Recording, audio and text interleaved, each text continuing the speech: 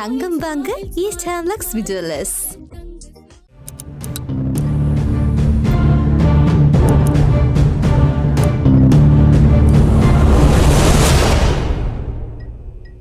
வணக்கம். மற்றொரு உண்மை நலச நிகழ்ச்சியோடு இணைந்திருக்கின்றோம். ஜேவிபியின் செயலாளர் டில்வின் சில்வாவின் கருத்து தான் அரசாங்கத்தின் கருத்தாகவும் நிலைப்பாடாகவும் உள்ளதா என்பதை அரசாங்கம் வெளிப்படுத்த வேண்டும் என தமிழரசு கட்சியின் செயலாளரும் நாடாளுமன்ற உறுப்பினருமான வைத்தியர் சத்தியலிங்கம் தெரிவித்திருந்தார். இந்த விடயத்தை வவுனியாவில் வைத்து நேற்றைய தினம் ஊடக சந்திப்பு, அதாவது மக்கள் சந்திப்பின் போது இந்த கருத்தை தெரிவித்திருந்தார். இது தொடர்பில் பல விடயங்களை சொல்லியிருந்தார்.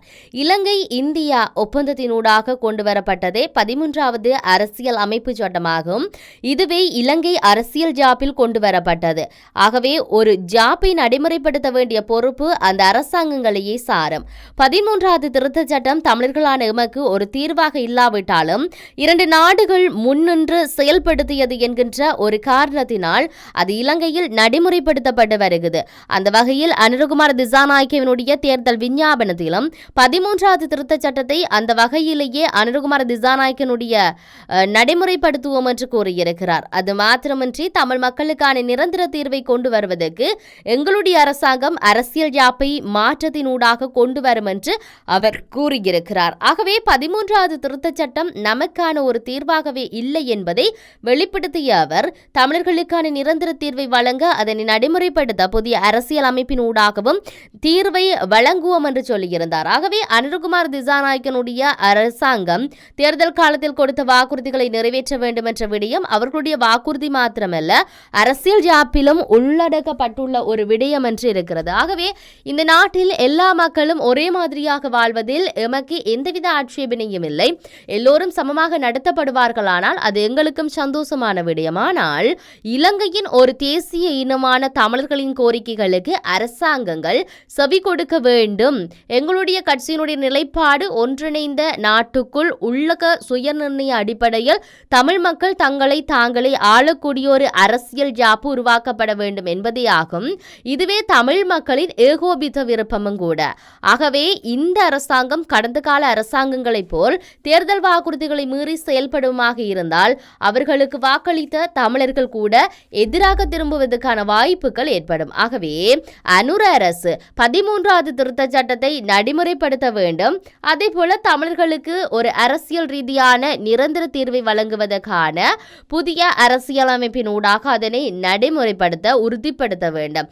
இதற்கு அப்பால் அந்த உரிய தீர்வானது அனைத்தின மக்களும் ஏற்றுக்கொள்ளக்கூடியதாக அமைய வேண்டும். தமிழர்களுக்கான அந்த தீர்வு ஒன்றிணைந்த இலங்கைக்குள் சுயநிர்ணய அடிப்படையிலான தமிழர்களைத்தான் தமிழர்கள் தங்களை தாங்களே ஆளக்கூடிய வகையிலாக அமைய வேண்டும் என்பது தன்னுடைய நிலைப்பாடு என்று அவர் சொல்லியிருந்தார். இந்த வகையில் டில்வின் சில்வாவை பொறுத்தவரை அவர் அரசாங்கத்தில் எந்த பதவியிலும் இல்லாத ஒருவர்.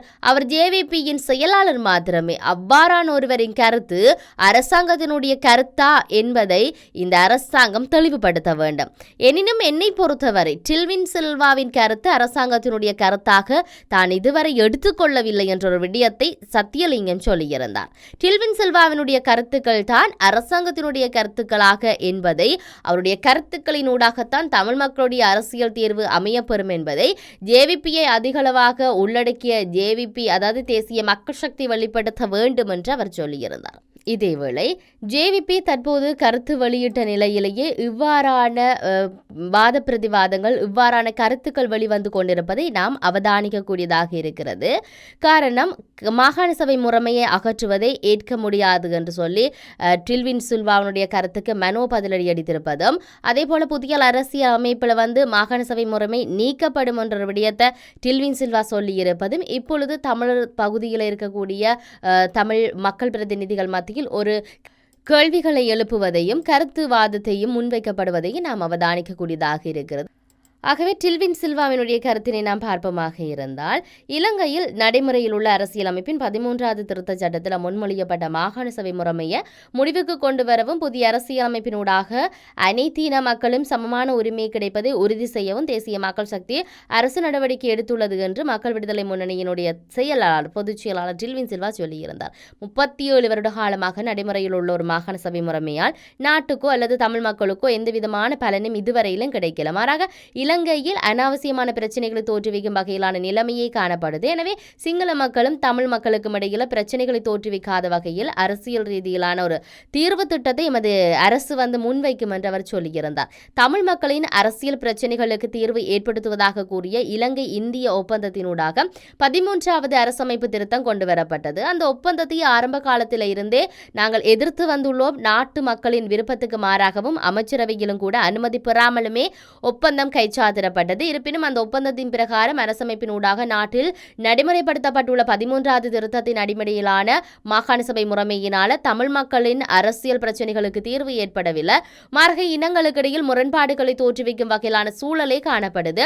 எனவே பயனற்ற மாகாண சபை முறைமைக்கு பதிலாக தமிழ் மக்களினுடைய அரசியல் அபிலாசைகள் நிறைவேற்றக்கூடியது அனைத்தின மக்களுக்கும் சம உரிமையை பெற்றுக்கொள்ளும் வகையிலான புதிய அரசியல் அமைப்பு உருவாக்கும் பணியில தேசிய மக்கள் சக்தி அரசு செயற்படுகிறது என்ற விடயம் அங்கு முன்வைக்கப்பட்டிருக்கிறது. இதற்காக இலங்கையில் உள்ள அனைத்து தரப்பினரதும் கருத்துக்களை கேட்டறிந்து நடவடிக்கைகள் எடுக்கப்படும் என்று சொல்லி ஆட்சி அதிகாரத்துக்கு குறுகிய காலங்களை ஆகின்ற நிலையில் நாட்டின் பொருளாதார பிரச்சனைகளை தீர்ப்பதில் முன்னுரிமை அளித்து செயல்பட்டாலும் நிரந்தர தீர்வுகளுக்கு பல நடவடிக்கைகள் முன்னெடுத்து வருகின்றோம் என்ற விடயத்தை அவர் அங்கு பதிவு செய்திருந்தார். நடைமுறையில் உள்ள பழைமை வாய்ந்த அரசுக்கு பதிலாக புதிய அரசமைப்பு உருவாக்குவது முக்கிய பொறுப்பு, அதுக்கு நாங்கள் பொறுப்பாக இருக்கிறோம் என்பதை தாங்கள் கருதுவதாக சொல்லியிருந்தாலும் புதிய அரசமைப்பினூடாக மக்கள் அதாவது தமிழ் மக்கள் எதிர்பார்க்கும் தீர்வு கிடைக்கும். அப்போது 13வது திருத்தமோ அல்லது மாகாண சபை முறைமைக்கான தேவையோ நாட்டில் இருக்காது என்ற விடயம் இங்கு பதிவு செய்யப்பட்டிருந்தாலும் இவருடைய கருத்துக்கு மனோகணேசன் பதில் கருத்து சொல்லியிருக்கிறார். அதாவது மாகாண சபை என்பது தான் ஏற்க மாட்டோம், மாகாண சபை என்பதை ஏற்க மாட்டோம். ஆனால் இன்றைய மாகாண சபை முறைமை என்பது தமிழ் மக்களின் போராட்டங்களில் கிடைக்கப்பெற்றது. ஆகவே அதை நாம் எதிர்க்கவும் போவதில்லை. எனவே ஜனாதிபதி அனுரகுமார் திசாநாயக்க கடந்த தேர்தல் காலங்களின் முன் தன்னிடம் நேரடியாக சொன்ன ஒரு விடயம் தமிழ் மக்கள் தலைவர்களிடமும் அவர் இந்த கருத்தை கூறியிருக்கிறார். அதாவது இப்போது மாகாண சபை முறைமை அகற்றிவிட்டு அதற்கு பதில் நாடு தழுவிய சம உரிமையை தருவோம் என்று தேசிய மக்கள் சக்தி தலைவர்கள் கூறுகிறார்கள்.